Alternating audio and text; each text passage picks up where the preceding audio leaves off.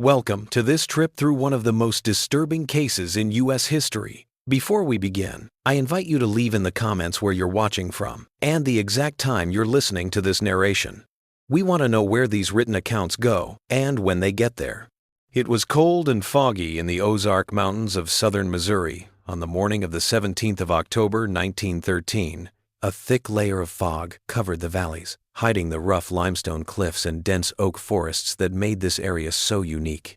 For a long time, people who wanted to be alone or get away from the law, society, or their own pasts have been drawn to the Ozarks because of their winding caves and hidden hollows.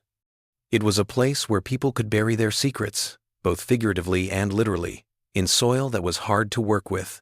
Sheriff Thomas Hadley was finishing his morning coffee at the Tenney County Courthouse, a small two-story building made of local limestone that stood in the middle of Forsyth. The courthouse was the center of local government and the main office for the county's small police force. Hadley had been sheriff for almost 17 years when he was 52. He got the job after coming back from the Spanish-American War with a slight limp and a strong dislike of pointless fighting. He was a regular at county meetings and church socials, and his weathered face, framed by a neatly trimmed gray beard, was a comforting presence in a community where people valued independence but still relied on each other in times of need. Roland Jenkins, a farmhand who made regular deliveries to the more remote homesteads in the county, sent the telegram. People knew Jenkins was honest and dependable, and he didn't like to gossip or make things up. This made the urgent tone of his message even more concerning. The telegram said, "Accident at Blackwood Farm. Boy hurt badly. Something is not right. Please come quickly." Jenkins saw what looked like the aftermath of a tragic farm accident, which he would later describe in a sworn statement dated the 19th of October, 1913. He got to the Blackwood property just after dawn with a delivery of seed and supplies that had been ordered the month before. Jenkins said, "I knew something was wrong when I saw no smoke coming from the chimney, even though it was cold outside. Then I heard the wailing, which was not normal crying, but something that made my hair stand on end." The Blackwood homestead was situated approximately 7 miles northeast of Forsyth, down a winding dirt road that snaked through dense forest before opening onto a small clearing. The property had a main house, a 2-story wooden building that James Blackwood's father built in the 1882, a large barn, several outbuildings, and about 40 acres of land that had been cleared for crops and animals. Hundreds of acres of forest lay beyond that. The family owned it, but they had never been able to tame it. County records show that James Blackwood got the property in 1902 after his father died of heart failure. The older Blackwood was one of the area's more successful farmers. He had branched out into small-scale logging and fur trapping on occasion. James, who was less ambitious but just as hard-working, had kept the farm in good shape, if not profitable. His first wife, Sarah Mitchell Blackwood, had been the daughter of Reverend Mitchell of the Forsyth Methodist Church, a respected figure who had helped establish the first proper school in the county. William, their son, was born in 1902. According to all the local records and later testimonies, the family was well liked, but they didn't talk about themselves much. Sarah was involved in church activities and was known for her quilting and preserves. The Methodist Church in Forsyth still had one of her hand-stitched altar cloths on display. She finished it just a few months before she died suddenly of pneumonia in 1910. The winter of 1909 was especially bad, with record-breaking low temperatures and heavy snowfall that kept many homesteads cut off for weeks at a time. Several old people and young children had died from illness that season, but Sarah's death at 32 was especially sad for the community. James had pulled back a bit after her death, focusing on his son and the farm until he married Eleanor Carter in the spring of 1913, which was a surprise. The county clerk's records show that the wedding was small and took place on April 3, 1913. There were 2 witnesses, but neither of them lived in the area. The registration says that Eleanor came from Springfield, where she worked as a seamstress at the Milligan & Sons Dry Goods Emporium on Commercial Street. The records don't say how she and James met. Some stories say they met when he brought lumber to the city from time to time, while others say they met through a more planned arrangement through a marriage ad in the Springfield Republican newspaper. The arrival of Eleanor in the close-knit rural community had caused a small but noticeable wave of worry. Martha Wilkins, whose family owned the next closest property about 2 miles away, later told Sheriff Hadley that Eleanor carried herself differently, like she was wearing an invisible crown. In her written statement, Martha said, "She wasn't unkind, exactly, but she didn't take to our ways. She didn't join the quilting circle or help with canning. She kept herself apart and kept the boy closer than was natural for a boy his age." Miss Abigail Collins, William's teacher, said that he was a smart boy who was good with numbers and letters, but he was naturally shy since his mother died. William was 11 years old when his father remarried. William's attendance at school became less and less regular after his father's marriage, according to the school record book from spring 1913. Miss Collins wrote a note on May 25th expressing concern about how pale and tired the child looked when he did come to class. Sheriff Hadley arrived at the Blackwood farm on a foggy October morning and saw something that, as he later wrote in his official report, struck me as fundamentally wrong. The details as related simply did not align with any reasonable explanation. The farmhand Jenkins was waiting nervously by the gate, not wanting to go back inside. James Blackwood was sitting at the kitchen table in the main house. His face was pale, and his hands shook slightly as he held a mug of what looked like untouched coffee. Ella Lanner stood by the fire, her back straight and her dark hair pulled back into a tight bun that made the sharp angles of her face stand out. The boy was upstairs in a small bedroom that still had some things from the last person who lived there, like Sarah's rosary hanging from a nail and a faded daguerreotype of his grandparents who had died long ago. His face was partly covered in bandages, and a rough dressing covered his right eye. Dr. Morris Fleming, the only doctor in the county, had been called before the sheriff got there and was repacking his medical bag when Hadley walked in. "Sheriff," Fleming said quietly, motioning for them to step into the hallway. "I've done what I can, but—" He shook his head, which showed both professional frustration and personal distress. Fleming had been practicing medicine in Tenney County for more than 20 years, treating everything from farming accidents to problems with childbirth. He graduated from the Louis Medical College, which is now the Washington University School of Medicine. It wasn't easy to shake him. "Doctor?" Fleming told Sheriff Hadley about an injury that was unlike any he had seen in his years of working in rural areas. He then wrote it down in his medical record on the 18th of October 1913. He wrote, "The ocular cavity shows signs of trauma, but strangely, no remnants of the organ remain. It is as if the eye was not damaged, but rather removed, with some precision. The surrounding tissue indicates the use of a sharp implement, though not one designed for surgical purpose." The boy's explanation that he had fallen on a farm tool while working in the barn was not consistent with the nature of the wound. Also, when Fleming asked to see the tool in question, James Blackwood got flustered and said it had been cleaned and put away. Then he contradicted himself by saying it might have been thrown away because it was contaminated with blood. Eleanor Blackwood's account, which he gave with a calmness that was unsettling, said that he found William already hurt and tried to help him before calling for help. "I heard him cry out," she told Sheriff Hadley, her voice steady and her hands neatly folded in her lap. "By the time I got to the barn, he was already on the ground. There was so much blood," she said, her face changing from one of concern to one of satisfaction for a moment, before she went back to looking worried. "I did what any mother would do." Hadley thought this was strange. Ella Lanner was not William's biological mother, and according to what neighbors said, she hadn't done much to act like a mother since she married James 6 months before. When she talked about William, the sheriff felt a chill down his spine. He had learned to pay attention to this feeling while working as a cop. The next interview with William didn't help much. The boy, who was pale and alarmingly still in bed, only gave Hadley short answers to his gentle questions. The sheriff wrote down his statement in neat handwriting. "I was in the barn, then I wasn't."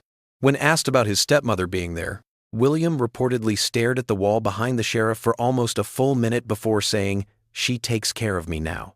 Dr. Fleming looked at William again and decided that he was not in any immediate danger, but he would never get his eye back. He told her to rest in bed, clean the wound with boiled water every day, and come back in 3 days to see if there were any signs of infection. Before he left, he talked to Sheriff Hadley again. "There's something else," Fleming said quietly, looking toward the stairs to make sure they weren't being heard. "The boy's left eye is still there. He wouldn't look me in the eye during the exam.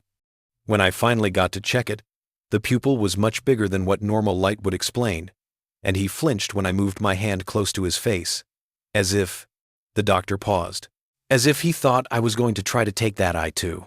This troubling observation, while not conclusive of any specific wrongdoing, deepened Sheriff Hadley's unease about the situation. However, without clear evidence of a crime, and with James Blackwood insistent that the incident had been a tragic accident, there was little official action the sheriff could take. He departed the Blackwood farm with a promise to return in a few days to check on William's recovery, and with a growing sense that something sinister lurked beneath the surface of this isolated homestead. There was a strange quietness over the Blackwood property in the weeks after William's injury, like the morning mists that hung over the Ozark Hollows. Dr. Fleming made 3 trips to the homestead to check on the boy's recovery, which was going well without any signs of infection, but he was still unnaturally quiet. On his 3rd visit, which was on November 7th, 1913, the doctor wrote in his private journal, which was later found among his belongings after his death in 1931. "The wound heals cleanly, too cleanly perhaps given the rustic conditions and reported circumstances. Mrs. B.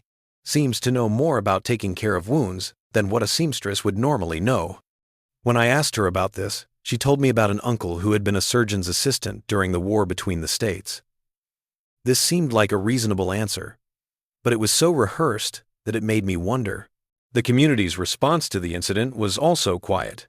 Injuries were common in rural life and usually led to an outpouring of support, such as food deliveries, offers of help with work, and prayer circles. However, there was something about this particular incident that seemed to stop the usual signs of community care.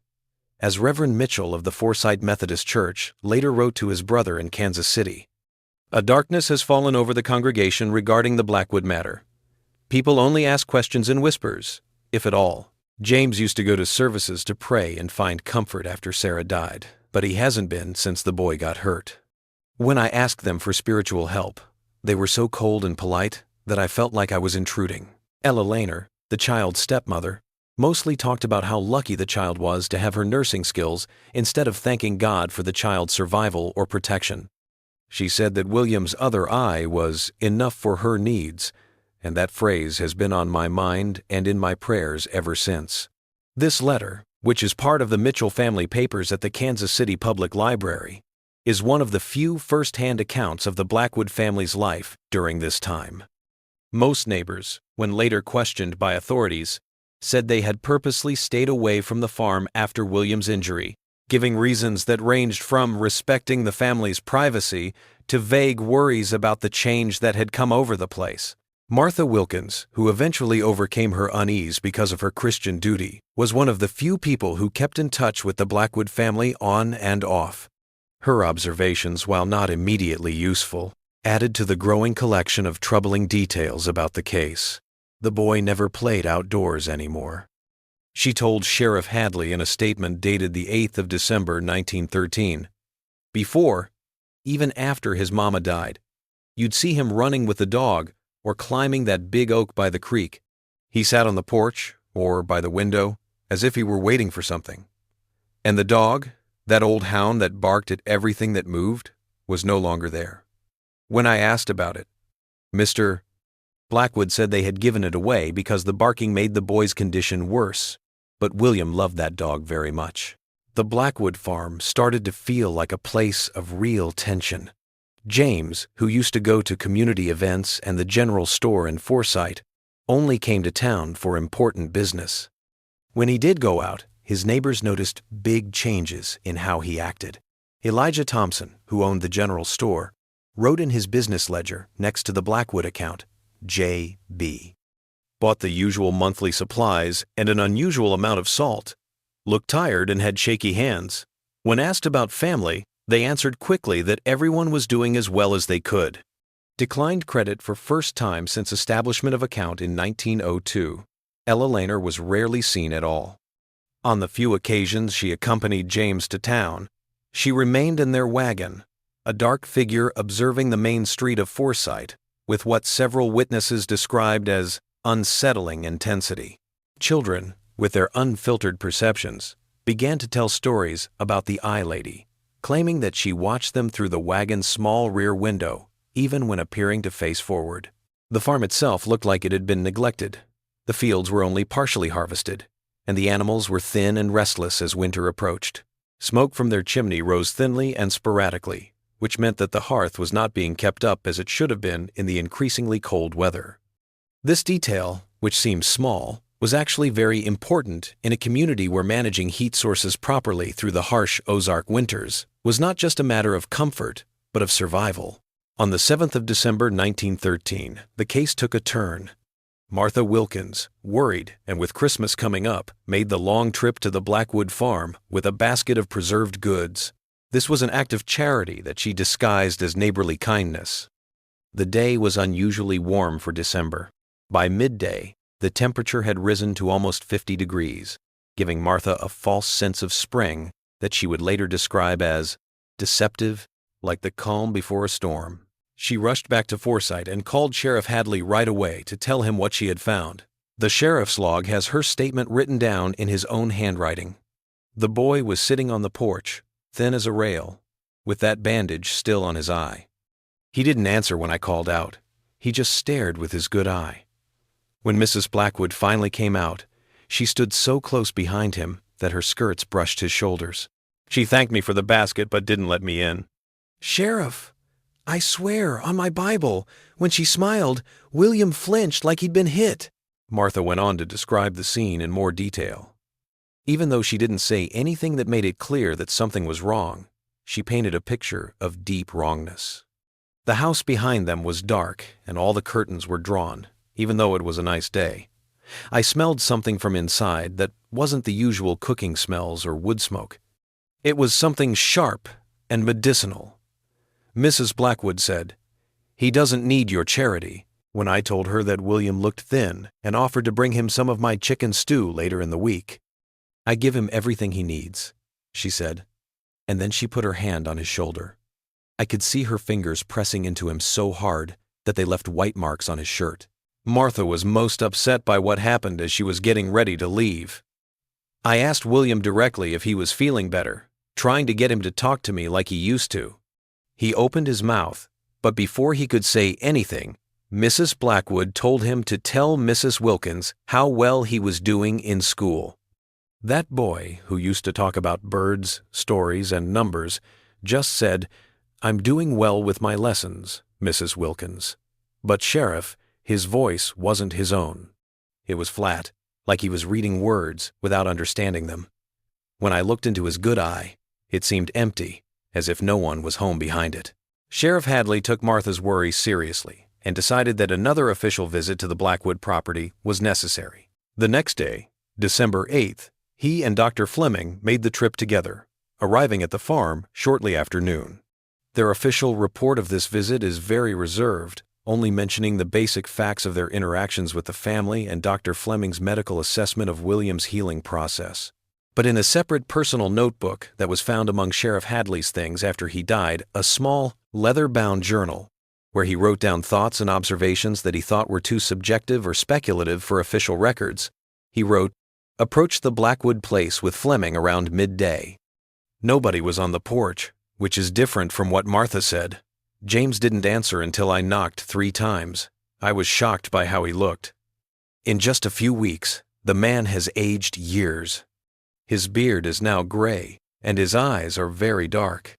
He looked both relieved and scared to see us, and he kept looking over his shoulder while we talked on the porch. It looked like Ella Laner had been called by some silent sign. She doesn't seem to be under any stress, unlike James. In fact, she looked somehow stronger and more solid than when we last met. She stood between James and the door, saying she was going to get us coffee, which we didn't want, but the effect was that she blocked his access to the inside of the house. When we asked to see William, it seemed like the husband and wife were having a strange conversation without words, just looks. Eleanor finally went upstairs to prepare the boy, as she put it. The 7 minutes she was gone were quiet and tense. James only spoke when asked a direct question, and then he only said one word. The house itself felt wrong. It was too cold even though the fire was clearly burning in the hearth, and it was too quiet even though the normal creaks and settling sounds of an old wooden structure were there. William, when finally brought downstairs, moved like someone much older or infirm. The bandage on his right eye was clean and professionally applied, more skillfully than I would have expected from home care. As Fleming examined him, I observed the boy's reactions. He responded to physical stimuli, flinching appropriately when Fleming tested sensitivity around the wound, but his emotional responses seemed muted or delayed, as if reaching him through some filter. Most telling was his reaction when Fleming asked about his daily activities. William looked to Eleanor before answering his gaze, seeking permission or guidance. She smiled and nodded slightly, whereupon he recited what sounded like a prepared statement about reading simple mathematics and helping with indoor chores. When Fleming asked specifically what he had read recently, William hesitated, then said, "Mother Eleanor reads to me from the special book." Eleanor quickly interjected that she had been reading him selections from Pilgrim's Progress, an appropriate choice for his moral education. The boy nodded agreement, but Fleming later told me he believed the child had never heard of the work before that moment. Before I left, I asked to use their outhouse as an excuse to look at the back of the property without anyone knowing. The barn where the accident is said to have happened was locked, which is strange for a working farm during the day.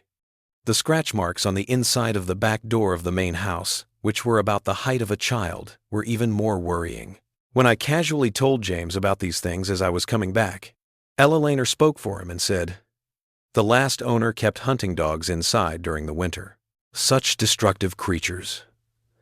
County records show that the Blackwood family has owned this property since 1883, and as far as I know, they have never kept hunting dogs inside.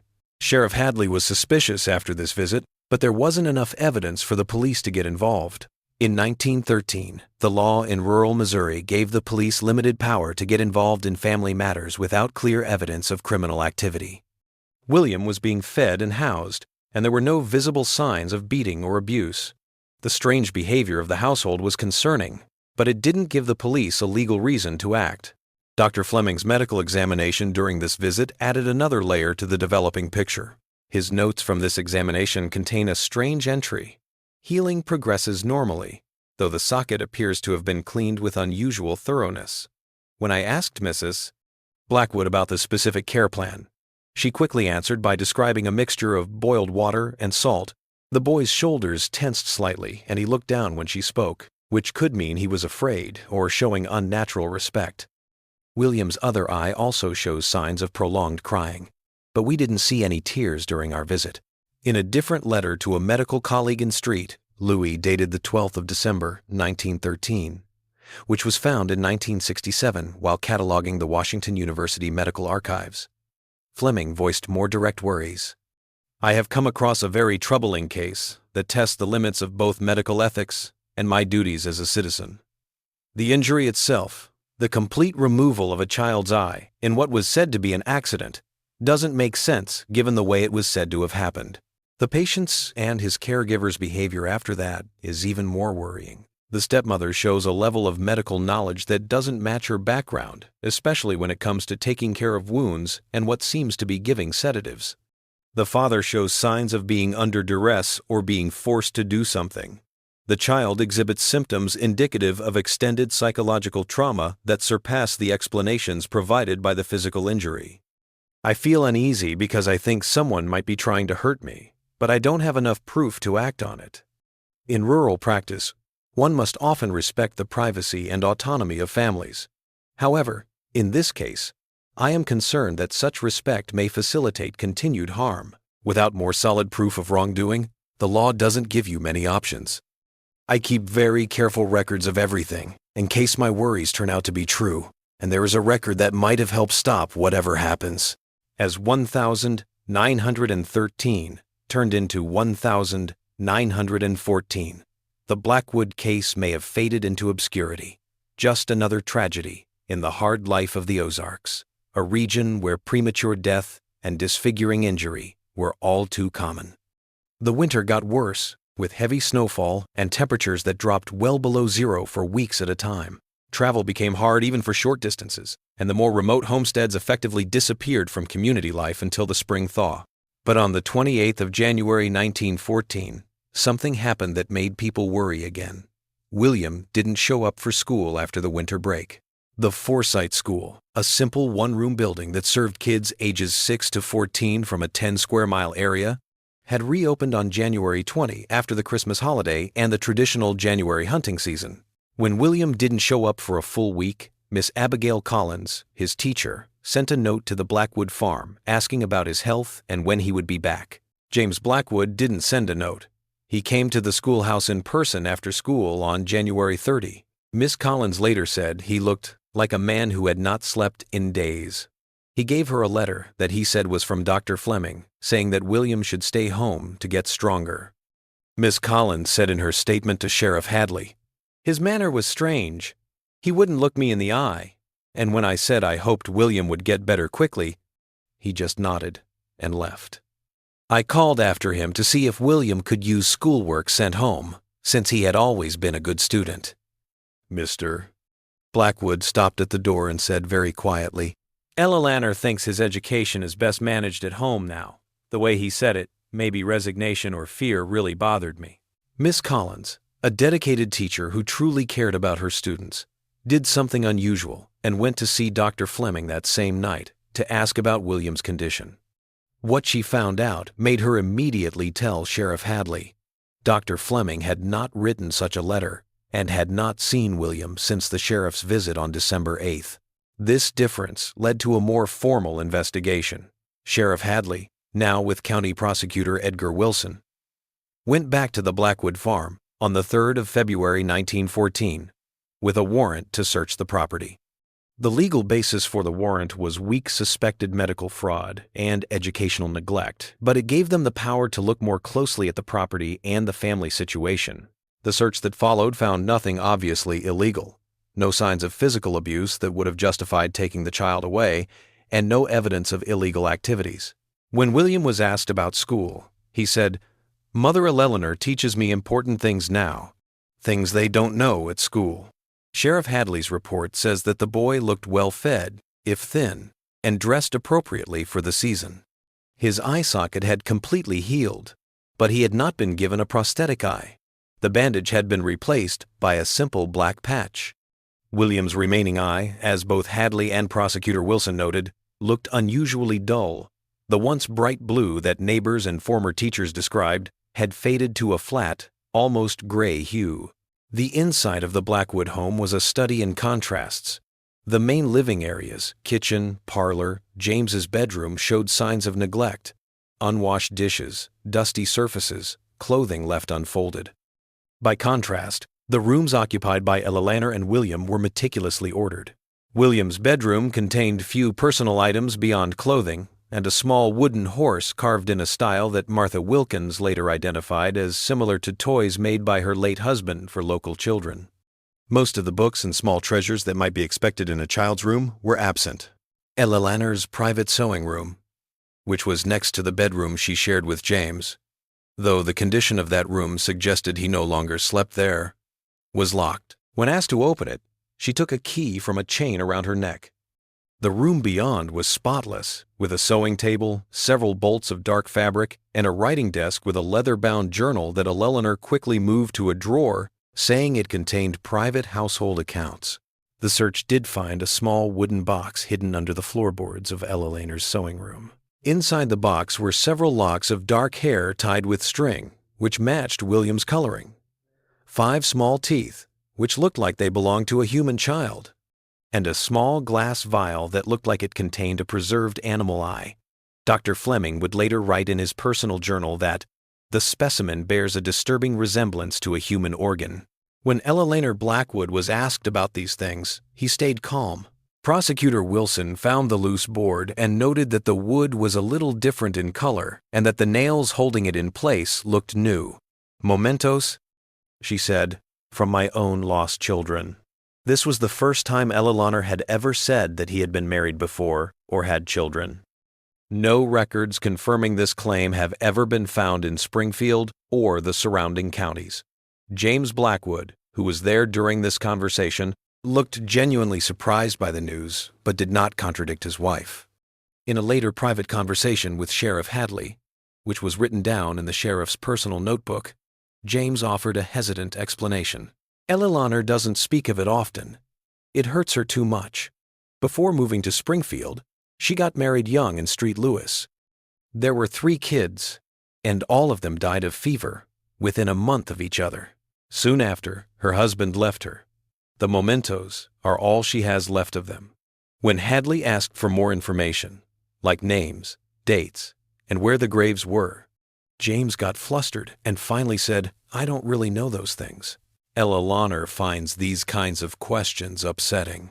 The investigation hit a dead end. The items in the box were creepy, but there was no proof that they were anything other than what Ella said they were. James's story had some inconsistencies that made it seem suspicious, but they didn't prove that he had committed a crime. When William was carefully questioned about how he was being treated, he said he wasn't being harmed, but his affect was flat and his answers seemed rehearsed. Prosecutor Wilson, frustrated by the lack of actionable evidence, suggested to Sheriff Hadley that they might use the educational neglect angle to at least have William temporarily removed for assessment. "The boy is clearly being isolated," Wilson argued, as recorded in Hadley's notes of their conversation. "At minimum, and we have to stay, at minimum, we could get him away from that woman long enough to determine if he's being coerced or drugged. But the legal framework of the time provided limited protection for children, particularly in rural areas where home education was common and parental authority was considered nearly absolute." Dr. Fleming, consulted on the matter, expressed concern about the potential trauma to William of forced separation, particularly given his already fragile psychological state. "The boy has lost his mother, his eye, and possibly his sense of safety," Fleming noted. "Without clear evidence of immediate danger, removing him from familiar surroundings might cause more harm than good." Sheriff Hadley and Prosecutor Wilson didn't want to end the investigation without taking any more action, but they did set up a schedule for regular welfare checks on the Blackwood farm. The first of these checks, on the 17th of February, 1914, found that things were mostly the same. The second check, on March 5, said that William seemed to have gained some weight and was more willing to talk, though he still had that strange flat affect. Ella stayed within arm's reach of the boy at all times during this visit. The winter of 1914 was especially hard in the Ozarks. Heavy snowfall cut off many homesteads for weeks at a time, making it hard to keep up with the planned welfare checks. The Blackwood farm, which was already hard to get to, became almost impossible to get to between mid-March and early April. It wasn't until the spring thaw that regular contact with the outside world resumed, and by then the community's attention had largely shifted to other matters: preparations for spring planting, a contentious local election, and the distant rumblings of trouble in Europe that would eventually become the First World War. Martha Wilkins made the trip to the Blackwood farm again on the 17th of April 1914, exactly 6 months after William's first injury. She later told Sheriff Hadley that she had dreamed that William was calling to her from the edge of the forest, his face hidden by shadows. The dream had happened 3 nights in a row and was so vivid that Martha, who wasn't usually superstitious, felt she had to check on the boy's well-being. James Blackwood was alone at the farm, chopping wood in the yard with slow, methodical movements. When Martha got closer, he stopped and held the axe loosely at his side. His face went blank for a moment before he recognized her. "Mrs. Wilkins," he said, as if he hadn't spoken in a long time. "What brings you out this way?" Martha asked about William and Eleanor, saying she was checking on farms nearby after the long winter. James told her they had gone to Springfield to see a specialist about a prosthetic eye for the boy. They would be gone, he said, for at least a week. Martha was very upset by the way James acted. In her statement to Sheriff Hadley, she said, "He wasn't himself. When he offered me coffee, his hands shook, and he kept looking at the stairs as if he thought someone was going to come down. He gave me 3 different answers when I asked when they had left for Springfield during our conversation. First, he said they left yesterday morning. Then he said the stage took them on Tuesday, which would have been 3 days before. And finally he said Ella Laner had been planning the trip since Sunday week, which means they left even earlier." Martha, who had known James Blackwood for more than 10 years, gently pushed him on these inconsistencies.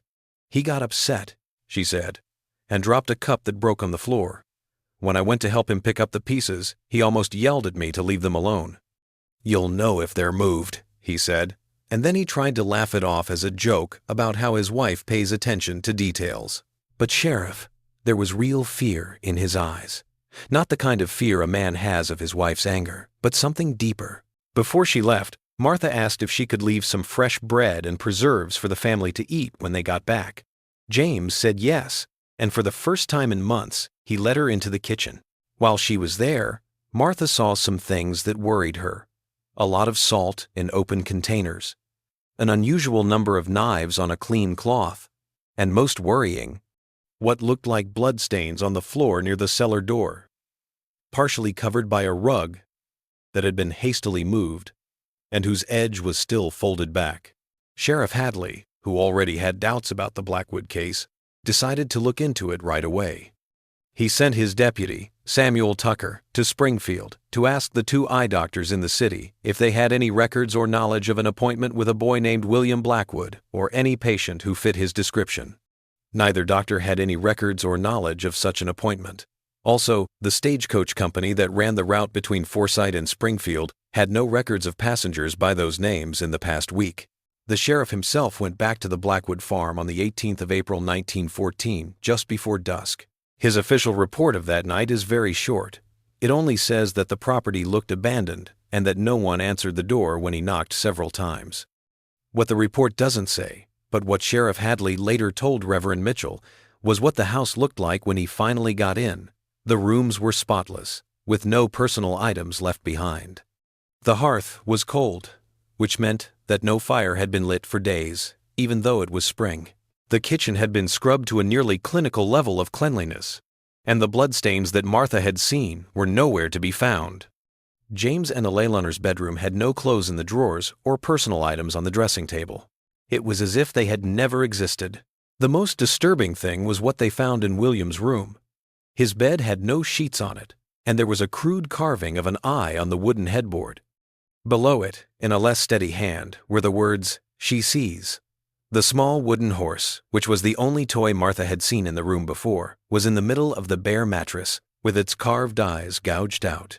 The cellar, which could be reached through a door in the kitchen floor, didn't seem strange at first. It had preserved foods, tools, and the usual junk that comes with living in the country. But Sheriff Hadley found a small opening in the earthen wall at the far end, partly hidden behind a stack of empty crates. Beyond it was a space about 6 feet square, with a packed earth floor and timber-reinforced walls. A chain was bolted to one wall, ending in a manacle that fit a child's ankle.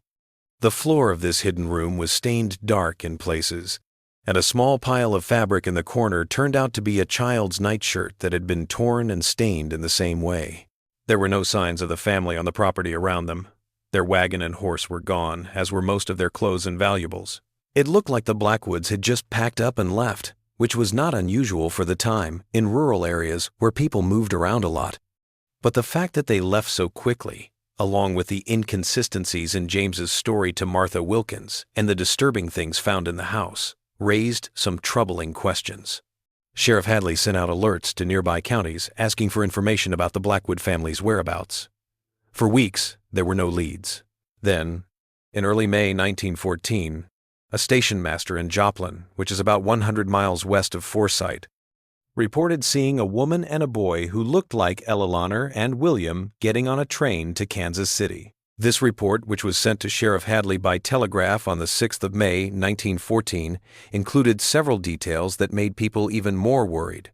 Horace Jenkins, the station master, said that the woman was dressed in expensive clothes and acted in a way that suggested she was wealthy or at least had a lot of money. This was a big change from Ella Lehner's previous modest clothes. The boy, who had a patch over his right eye, was described as uncommonly still, like a mechanical toy awaiting winding. He didn't say a word during their transaction, and when he was spoken to directly, he looked at the woman before responding with a nod or shake of his head. Jenkins was most worried about the couple's luggage. They had a doctor's bag made of good leather that opened briefly while they were loading it. I saw medical instruments inside, like scalpels, which seemed strange for travelers of their type. He said. When I said something about it, the woman quickly replied that her late husband had been a surgeon and that the tools were a keepsake. But Sheriff, I've been at this station for 20 years, and I've seen enough doctor's bags to know that those tools weren't keepsakes or standard travel gear. They were clean surgical tools that looked like they were ready to be used. This sighting may have made Sheriff Hadley feel better about the fact that William was at least alive and moving around, but a detail in the station master's story bothered him a lot. There was no mention of James Blackwood being with them. When the station master was asked about this, he was sure that the woman and boy had traveled alone. Sheriff Hadley was getting more and more worried about James's absence, so on the 12th of May, 1914, he organized a more thorough search of the Blackwood property and the forest around it. They found James Blackwood's body in a shallow cave about half a mile from the main house, partially hidden by soil and rocks that had recently been disturbed. The coroner's report from the 14th of May, 1914, gives clinical details. The deceased seems to have had several blunt force injuries to the skull and upper torso. It is likely that the person died 3 to 4 weeks before they were found. The eyes are the most important thing to note. Both have been removed with what seems to be a sharp tool and little damage to the surrounding tissue, which suggests that they were taken out on purpose rather than by an animal or by natural decomposition. The report also said that James had ligature marks on his wrists and ankles, which meant that he had been tied up before he died. The report said that the contents of his stomach showed that he had been dead for at least 20 days, which means that his murder happened when he said Eleanor and William were in Springfield. The report said, manner of death, homicide. The wounds and marks of restraint show that there was planned, ongoing violence, not a fight that happened by chance or an accident. The case went from being strange to being a murder when James's body was found. A manhunt for Eleanor Blackwood and William, who was thought to be either her victim or unwilling accomplice, began in multiple counties. Police departments in Missouri, Kansas, and Arkansas were all sent telegraph alerts, newspapers, as far away as Street. Louis ran stories about the Ozark Eye Killer, but most of them focused more on the sensational aspects than the facts. The Kansas City Police Department alerted to the possibility that Eleanor and William might have arrived there by train, conducted inquiries at hotels, boarding houses, and transportation hubs. Several possible sightings were reported, but none confirmed. A clerk at the Union Depot recalled a woman and boy of similar description transferring to a westbound train, possibly headed for Denver or beyond, but could provide no specific details that would aid in tracking them. Sheriff Hadley, working with limited resources, but driven by a growing conviction that William remained in danger, compiled a more comprehensive profile of Eleanor Blackwood based on what little was known of her background. The Springfield Police Department, assisting in the investigation, visited the Milligan & Sons Dry Goods Emporium where Eleanor had reportedly worked as a seamstress. The store's employment records confirmed that an Eleanor Carter had indeed been employed there from 1911 to early 1913. But the address she had provided a boarding house on North Jefferson Street proved to be false. The proprietor of the establishment had never heard of an Eleanor Carter. Further investigation revealed that Eleanor had rarely socialized with other employees and had been hired on the basis of recommendation letters from previous employers in Street Louis. Letters that, when traced, proved to be forgeries. The store manager described her as competent but cold, with a peculiar intensity about her.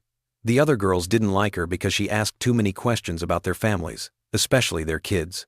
This pattern of lying and carefully making up false history suggested a level of planning and calculation that made people more worried about William's safety. If Eleanor had carefully made up a false identity and easily fit into the community, what other lies might she be able to tell? And what was her ultimate goal in targeting the Blackwood family specifically? Despite these efforts, the trail went cold. The sighting in Joplin proved to be the last confirmed report of Eleanor and William. Some investigators theorized that they had continued west, perhaps all the way to California or Oregon, where they could easily disappear among the constant influx of migrants seeking new lives. Others suggested they might have doubled back, hiding somewhere in the vast, isolated terrain of the Ozarks themselves. The case remained active but unresolved throughout 1914 and into 1915. Then, in August 1915, something strange happened. A package came to the Tenney County Sheriff's Office that was addressed to Sheriff Hadley. Inside was a small journal with a worn and stained leather cover. There was also a note that said, "Found this washed up along the White River after the spring floods, but thought it might be of interest to the law."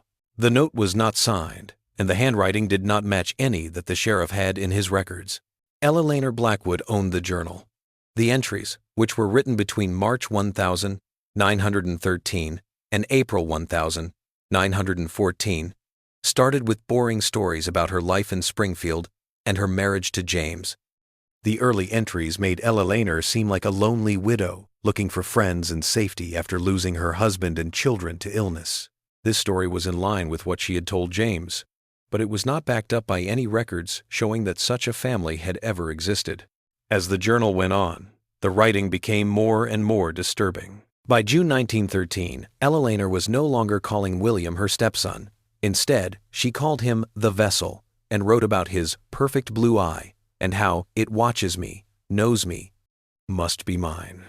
She also wrote about dreams in which she could see through other people's eyes and feel their memories and thoughts as if they were her own. There was a big change on the 30th of July, 1913. The ritual needs to be prepared. To make sure the second one works, you have to practice the first one. The animal subjects are not good enough. The link goes away too quickly. The transfer will only work with human material. The trial will use the boy's right eye. His mother's blood flows in him, making him a better conduit than James. This reference to William's mother, Sarah, came up a lot in later entries. Eleanor seemed sure that Sarah had some special ability or knowledge that she wanted. She knew the old ways. Eleanor wrote on September 5, 1913, "The church songs and quilting bees were just a cover. The women in town still talk about her with awe. That sounds like respect. They don't know what she could do or how powerful she was. But I do know. I have always known when I have found someone like me." The entries leading up to William's injury in October detailed elaborate preparations, the creation of preservative solutions, the practice of precise incisions on unspecified subjects, the collection of salt and herbs that Eleanor believed would enhance the ritual's efficacy. She described positioning farm implements in the barn to support her planned explanation of an accident. The entry for October 17, 1913, the day of William's injury, was chillingly matter-of-fact. "It is done. The right eye is now in solution, where it will stay safe." James almost ran to help when he heard the boy scream, but the sedative in his morning coffee kept him too confused for me to handle the situation. The extraction was cleaner than I thought it would be, with almost no tissue damage. I can already feel the connection growing. I remember bits and pieces of his life, like Sarah teaching him to read, the dog they had before I got there, and places in the woods I've never been. But that's not enough. I need the left eye as well, the one that has seen me and knows who I am. The transfer won't be finished until then.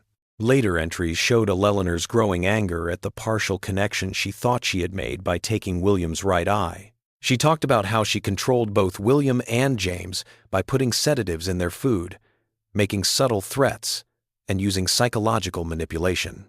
"James suspects something," she wrote in December 1913. "He watches me when he thinks I'm not looking, but I'm always looking now, through William's eye. I can see how James hides small things, like a knife under his mattress and a letter he tried to send to the sheriff. Before I can finish the work, I need to deal with him." The last entries, written in an increasingly erratic hand, detailed Eleanor's growing conviction that William's remaining eye contained some special power or knowledge.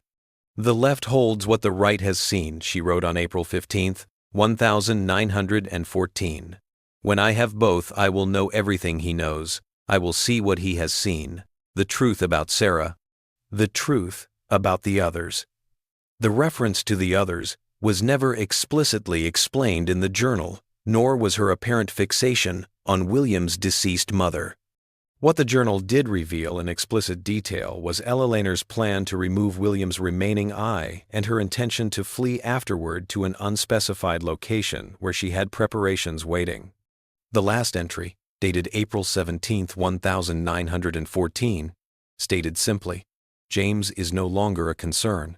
We are leaving tonight with the boy. The last extraction will happen at the site that has been set up by the next full moon.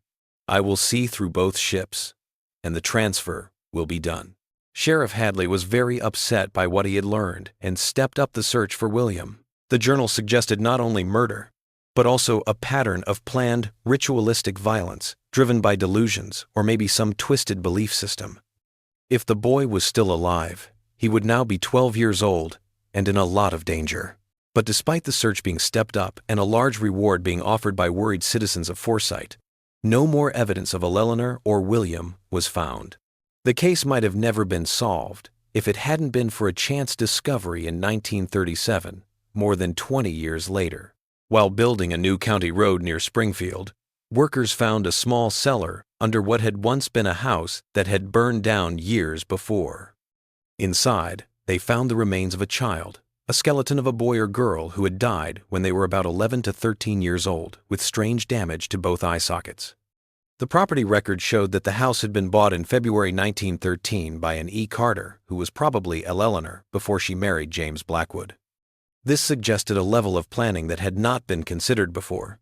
Ella Laner had bought this property months before meeting James, giving her a place to go back to later. Forensic examination of the remains, though limited by the technology of the time, indicated that the child had likely died from asphyxiation.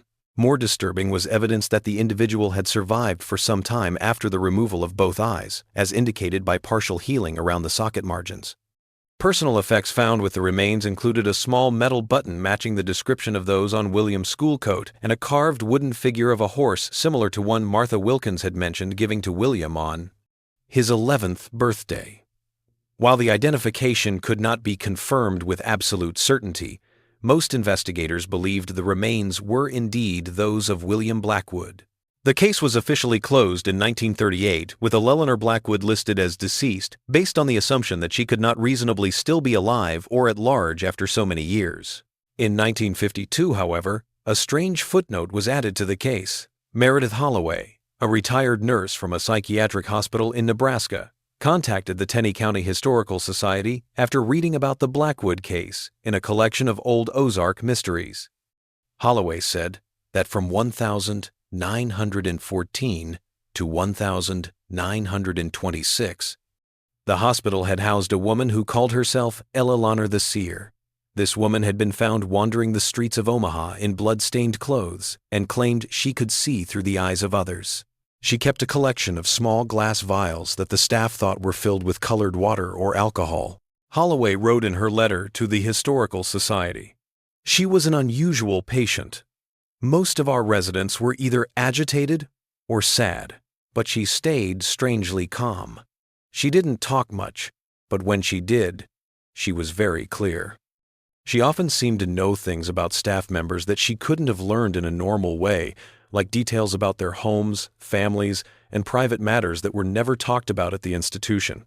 Several attendants said they wouldn't work in her ward because they thought she would whisper their secrets as they passed her door." Holloway said that Ella Laner the Seer was not her real name.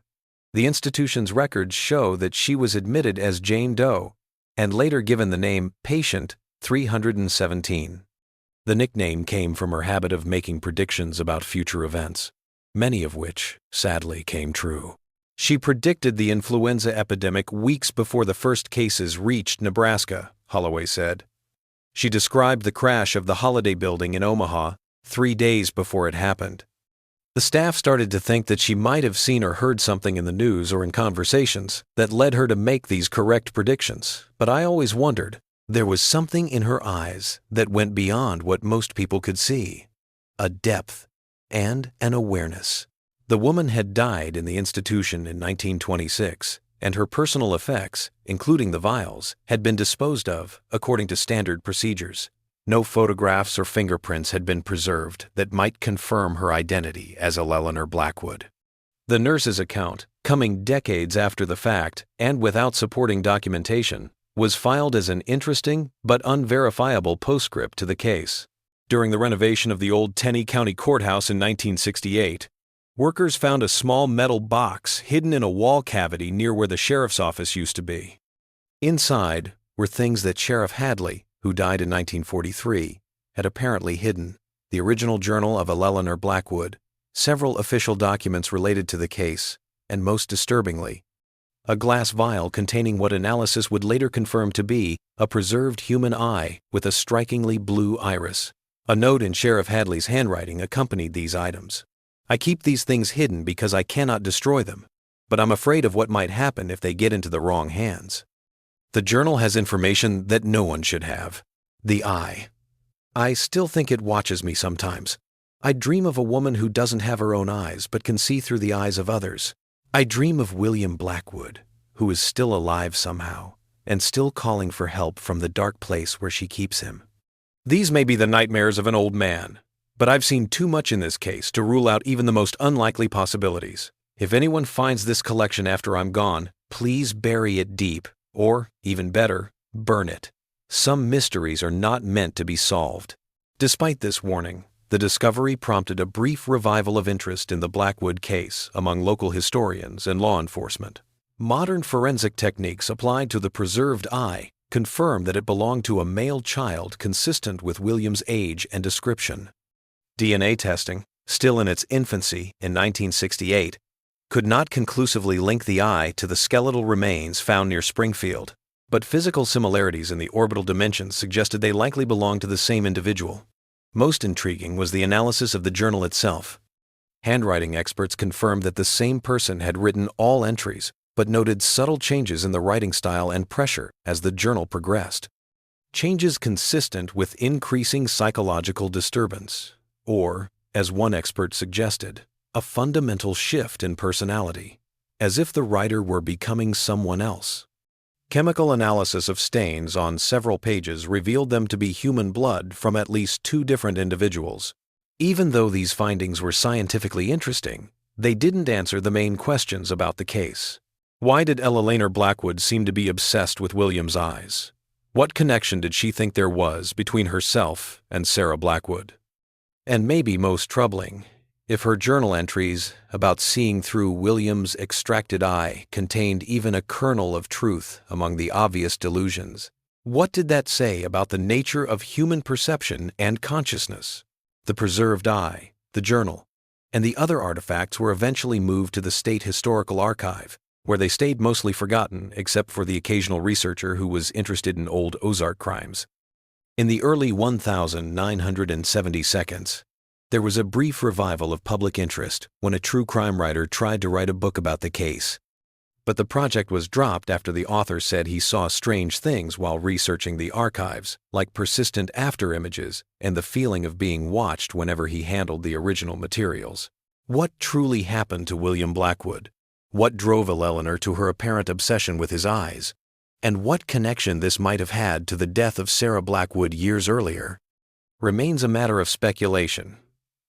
The isolated communities of the Ozark Mountains have always harbored secrets, some buried as deeply as the hollows between the ancient hills. To this day, in certain remote areas of Tenney County, some older residents still warn children not to wander alone in the woods near where the Blackwood farm once stood. They speak in hushed tones of the woman who collects eyes and claim that on particularly dark nights, a lantern can sometimes be seen moving among the trees, carried by a figure with a smooth, featureless face where eyes should be. Whether these stories represent the natural evolution of folk legends from a real tragedy, or whether they stem from some deeper truth about Eleanor Blackwood and what she may have become, we may never know.